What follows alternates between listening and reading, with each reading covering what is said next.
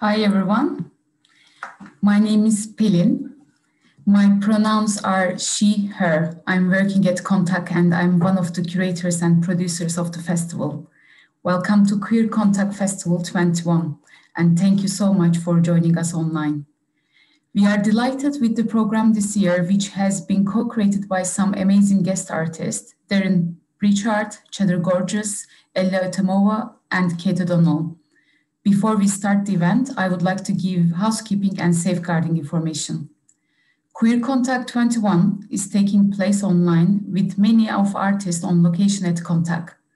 We want to make this a safe and friendly online space to connect, create, and watch new work. In the event of any disruption, we'll do our best to close the event and get it back up and running as quickly as possible. Please check our website and social media for updates. If you experience anything unusual that you deem not to be part of the festival experience, please contact Lizzie. Her email is in chat. This event is being recorded for our archive and may be watched online through the Contact website in the future. Your camera and sound will be off during the event, but you can ask questions or make comments in the chat or Q&A function at any time. For safeguarding, we have disabled private chat. You can post chat messages to all only. By participating, you agree not to bully, intimidate, or harass any other participant. We won't tolerate any form of discrimination or hate speech. We request anyone asking a question or offering an opinion does so with consideration and sensitivity for all. Live captions are available for this event. Click the CC closed captions button below or click on the link in the chat. At this event, we will start with a conversation between Mandla and Jayne about the Contact Commission film that you just watched, As British as Watermelon. They will reply audience questions in chat. Mandla is a writer, performer, and curator whose work explores their intersectional existence. Jayne is the producer of this wonderful film.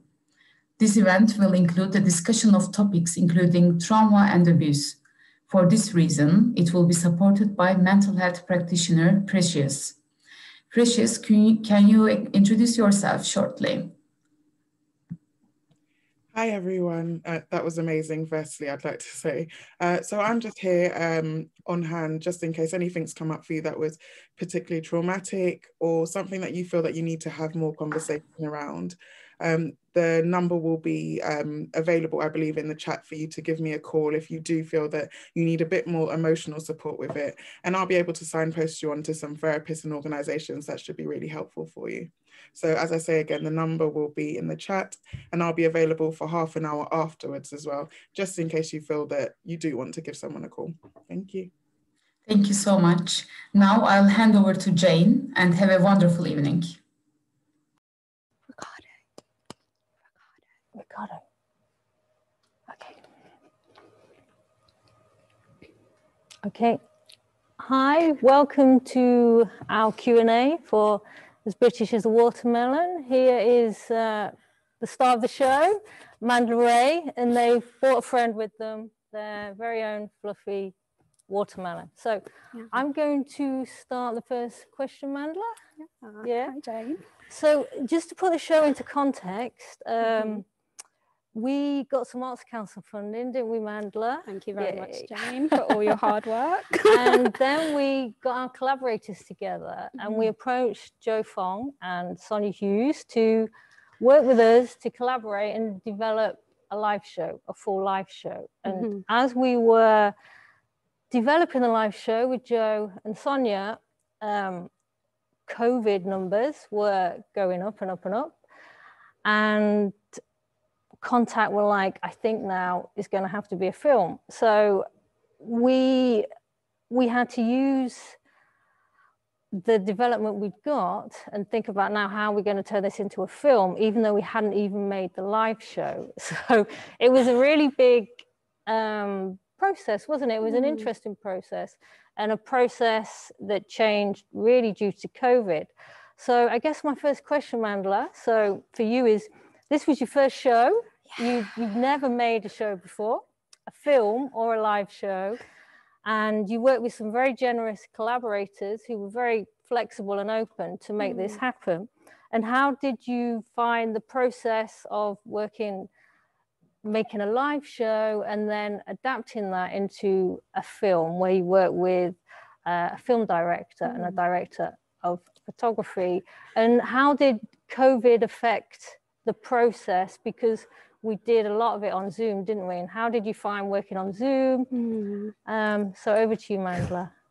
God, so it's such a question. COVID, I think like the thing that COVID made the most difficult about doing the show, I think, is that there's obviously been a lot of grieving happening over the past year. And so I feel like, I was in a very sensitive emotional, I'm always in an emotional sensitive space, but it felt like a lot of things were going on in my day-to-day life, and I was quite thankful actually to have the show as like something to focus on that wasn't how I was feeling about the way the world is. And it was definitely very welcome to have other people's inputs, and like I really felt like Sonia like holding me through the writing of the script and kind of being like, how is it going to be to perform this for maybe a couple of years? Are you going to be okay with that? And sort of checking in with me, and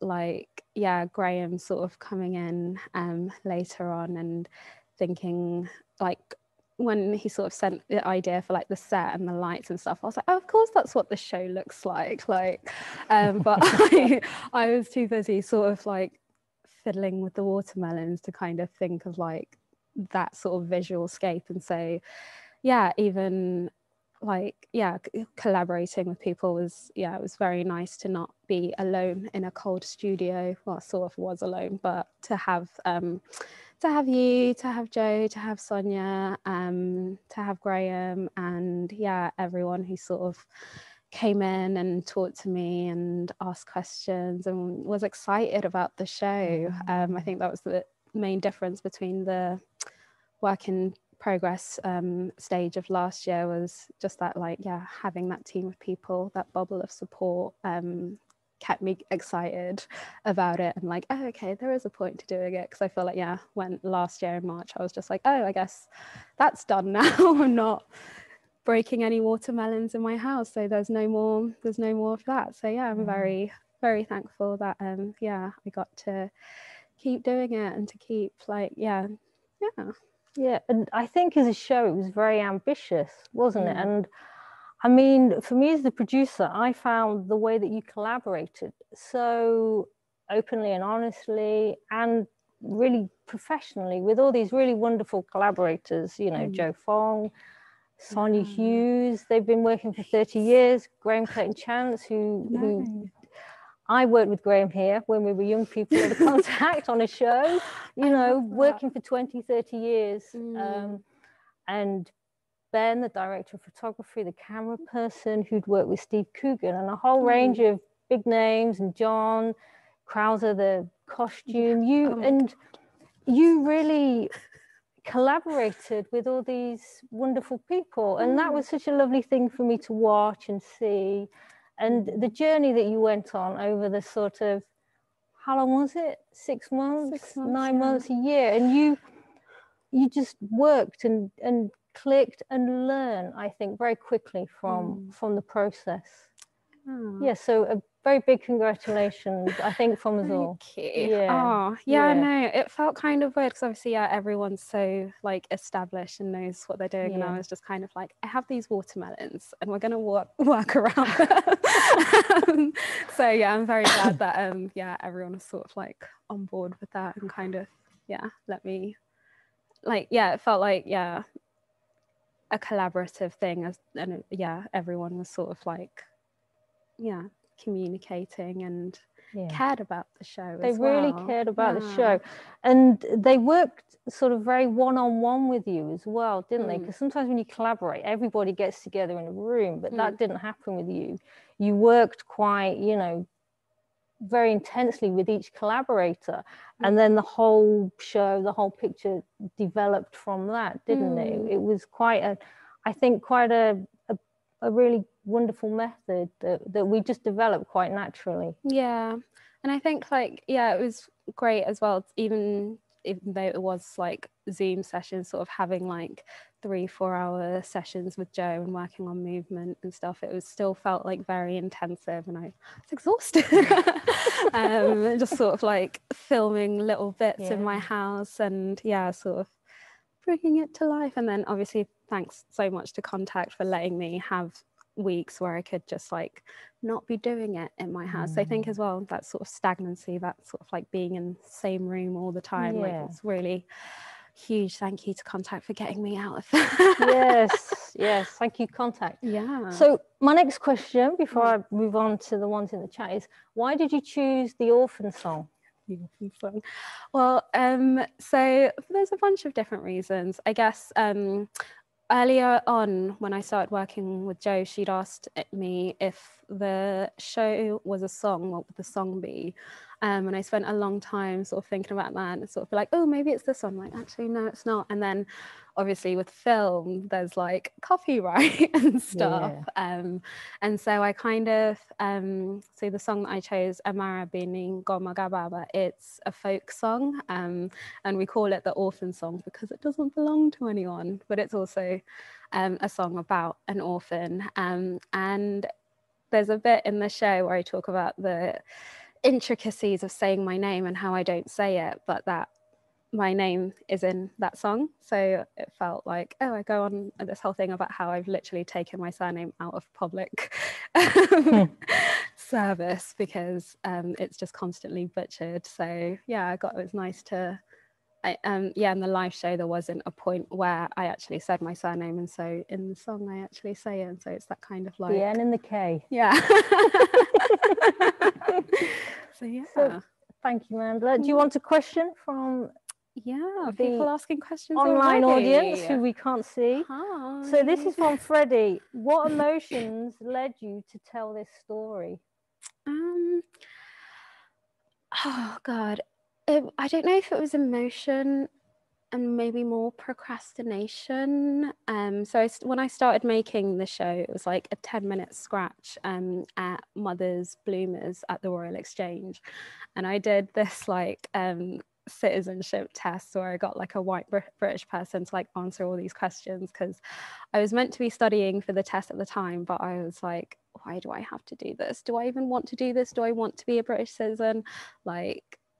And I guess I just kept like thinking about the first part of the show that I wrote was the bang bang bang bang bang moment of like the border police, and that was just sort of like at first I thought it was like a standalone poem, and then it's obviously a bit longer than that.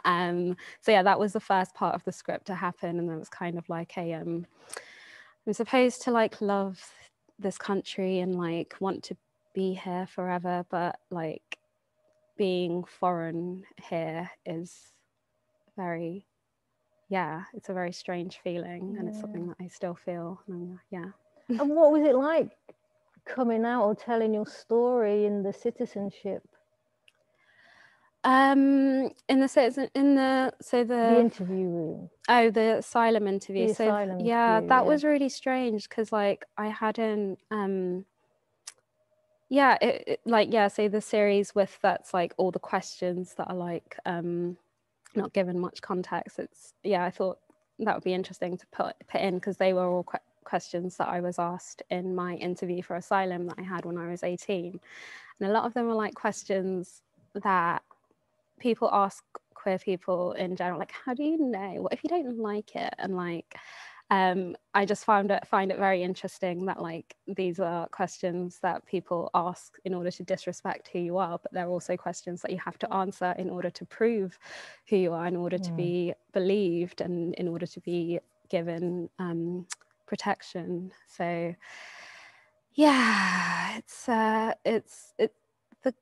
the interview was something that when it happened, I literally didn't tell anyone, like any of my friends. I think it was only my family who knew that I'd gone through that. And I just sort of was like, that's the whole show is just sort of me going along and being like, all this stuff is happening, but I'm just going to pretend it's not. You weren't out to your parents then, were you? No.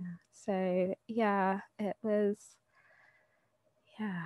strange, confusing. It still feels weird to kind of like talk about it as something that happened, even though it was like 10 years ago now. But it was like 4 hours long in like a horrible home office like building, and just kind of praying that they liked me enough and believed me enough to not send me to somewhere that I wasn't familiar with. And a lot resting on it, wasn't there? A lot. So so this is another question. What inspired the name of the show? Roma Havers. Yay! We have Roma Havers. Great tennis player. Yeah. Iconic tennis player. Iconic lesbian tennis player. I'm really bad at naming things. Like if I could like have a whole poetry collection of untitled poems, or the poems called Untitled, I would. I hate giving things a name. It's so hard. And so when I was sort of starting to write the script, and Roma and I had got the LGBT Arts and Culture Network bursary, I sort of like showed her a copy and a little bit, and I was like, please help me. She was just like, as British as a watermelon? And I was like, yes, that's good. We'll go with that. And watermelons are clearly very... It's been the theme of the show, haven't they? The theme of the show, and they're like my little support for while I'm talking about. In your relationship to them, and... Yeah, my relationship to being British as well. So thank you, Roma. So another question, clearly moving and beautifully executed. You're getting some very lovely comments, Mandla. Thank you so much. You obviously tackled a lot of difficult subjects, but what was the most fun part of creating the show? Oh, the most fun part of creating the show. I think like, oh God, what was the most fun part? I really liked the story at the end. It feels like, I don't know, I guess the kind of essence of the show, sort of like a lost child kind of with this wound and wanting someone who loves them to like look after it. And and that sort of like, the sort of fake, like figuring out how to fall and like rehearsing that and making up a memory, because I don't know how I got this scar. I don't know if my mom cleaned it up, and so it was quite fun to play around and create memories where it's like, oh, this soothing happened. And yeah, there's another question from Libby. I'm fascinated by your exploration of memory. Has your attitude towards your own memories changed or been affected by the creative process of making this show? Oh yeah, definitely. So like one of the exercises that Sonia worked on the script with me was like to like write down a list of 50 memories, and I ended up doing that quite a few times. But it was interesting because like the first time, like most memories that sort of came up were just like not good ones, and I sort of like had to stop doing that for a while because I was like, yeah, trauma. But yeah, I think like, yeah, another thing that Sonia gave me was to sort of like try and like, yeah, do that playing around with memories or like recreate them. And so, yeah, I feel like a part of why I was able to start doing the show is that all these memories are sort of like coming into my head, and they were like just there, regardless of what was going on. And it felt like I could, yeah, like talk about them through my work, but without them being like something that when I remember it, I start like hyperventilating. I'm like, yeah, you had some space from it. Yeah, it was like, oh, okay, this isn't that big and scary anymore. I can sort of like, yeah, step back. Yeah, I feel like, yeah, it's very difficult to like make work while the traumatic thing is happening, but on reflection, it feels like a lot easier to like, yeah, part of the processing, I guess. So thank you. Yeah. So we've got one about the visuals were astounding, and they were, weren't they? You know, it was the set was astounding. Filmed it in here. It was just all filmed there. in here. We put some lovely white dance mats down, didn't we? Formerly white. Formerly white dance mats, yeah. And amazing set, amazing costume, and felt like they sat beautifully between theatre performance and film. Would love to hear more about your creative making process and the process of filming.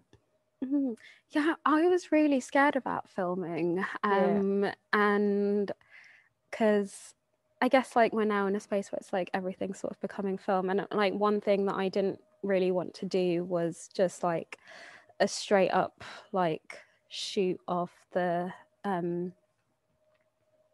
show as like, I don't know, a live theatre performance. So I love that it's kind of like the set that we used is the set for the live show now.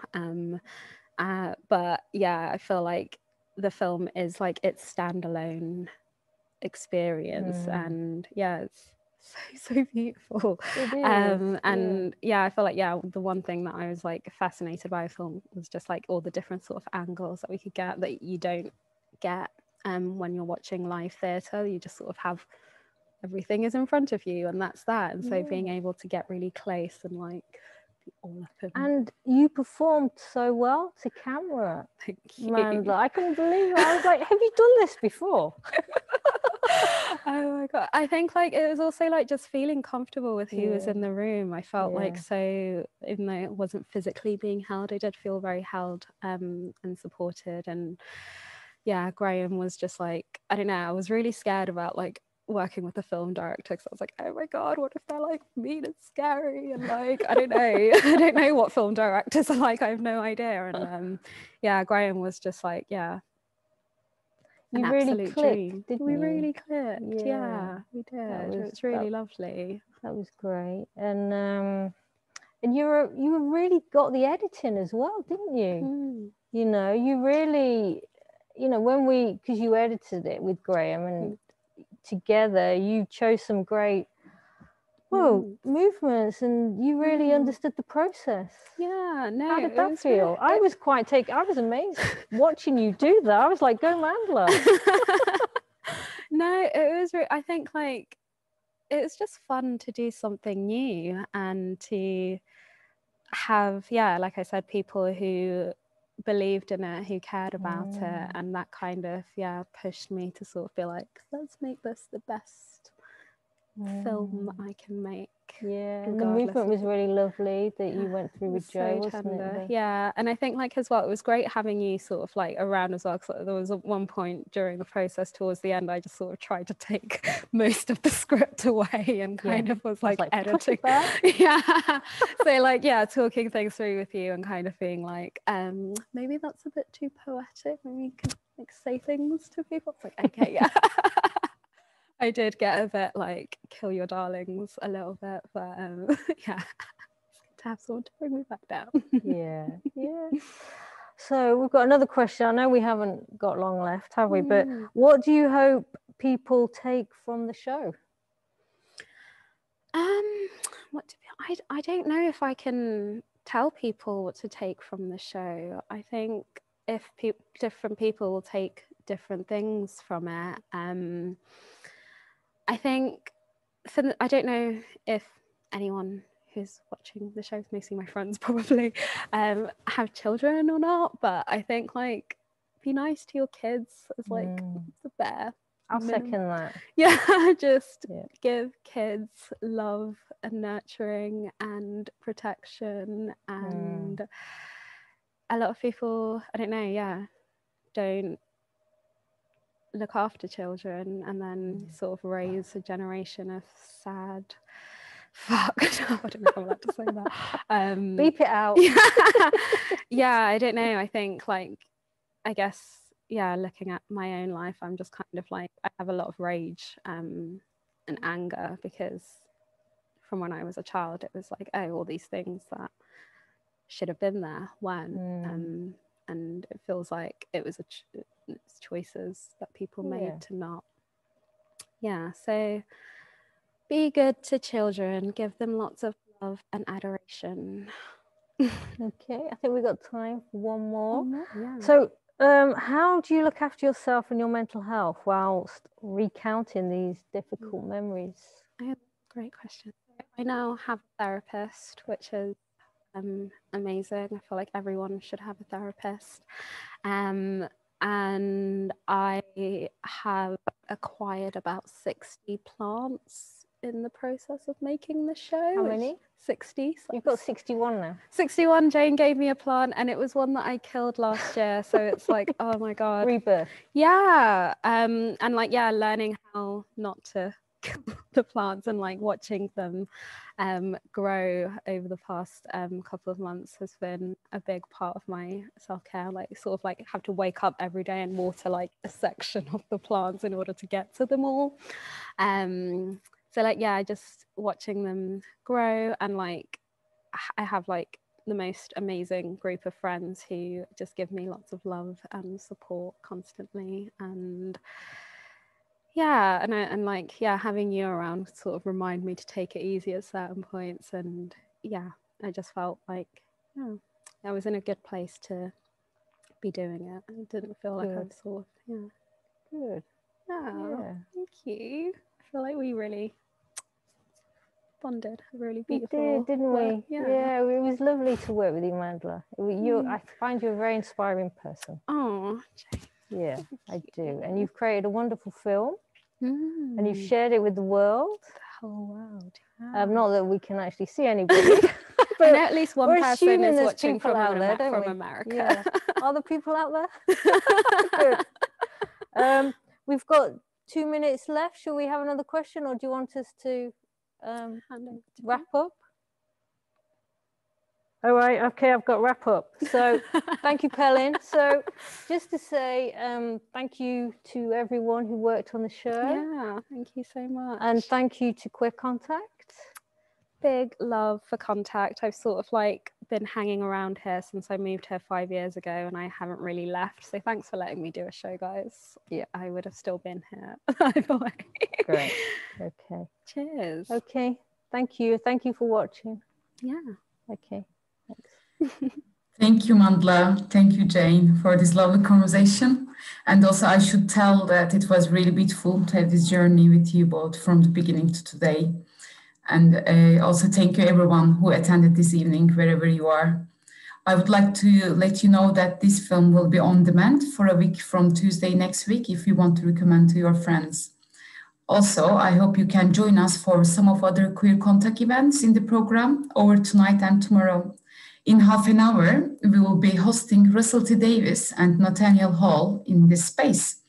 And tomorrow, it is the last day and a busiest day of the festival, featuring Dinata, Edmali, Ella Temoa, Cheddar Gorgeous, and their friends, and closing party by Rebecca Neverbeke. Take care and hope to see you again.